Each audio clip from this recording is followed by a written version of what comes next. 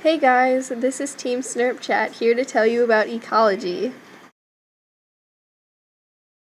This is Cassie the elephant. She lives in the savanna grassland.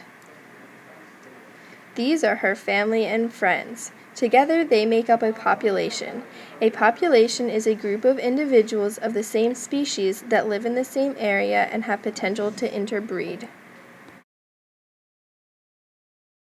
Populations survive at different rates.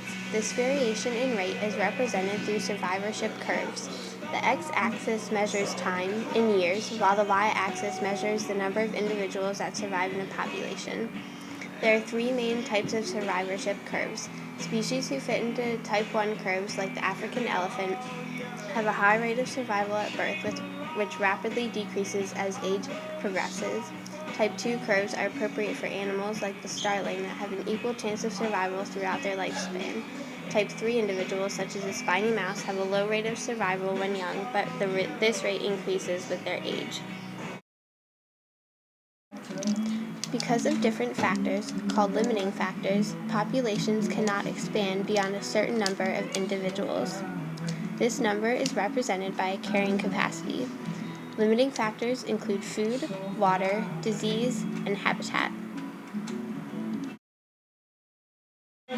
If a population is not hindered by a limiting factor, it will grow exponentially. This is called a J-curve.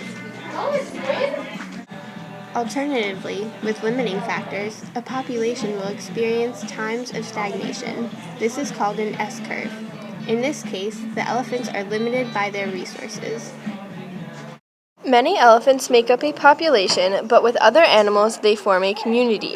A community is a group of individuals from varying populations that live in the same area and interact through symbiotic relationships. Mutualism is a type of symbiotic relationship in which both parties benefit. An elephant and a baboon have a mutualistic relationship. A baboon drinks water from the holes dug by the elephants, and the elephants rely on the baboon to alert them of danger. Commensalism is another symbiotic relationship. One party benefits while the other is neither harmed nor helped.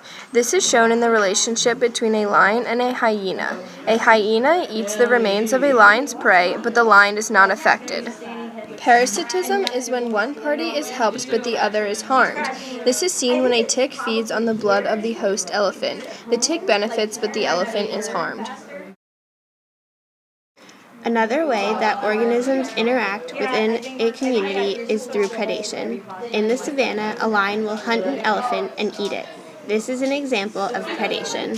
Various levels of predation create a food chain. A food chain is a series of organisms that depend on others as a source of food. This is an example of a food chain. The elephant eats the grass and the lion eats the elephant.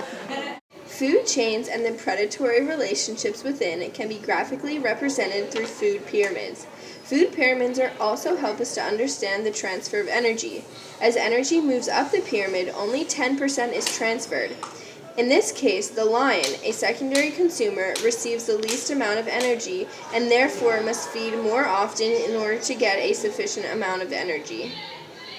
An ecosystem is made up of all biotic and abiotic factors in an environment. On a much larger scale, a biome is a collection of plants and animals that live in a major habitat together. Elephants like Cassie can be found in the grasslands of the savanna and in the rainforest of West Africa. These are examples of biomes. The biome we live in is the temperate deciduous forest. There are 5 major types of biomes, all comprising the biosphere. And that is ecology, folks. Thanks for listening, and we hope that was helpful.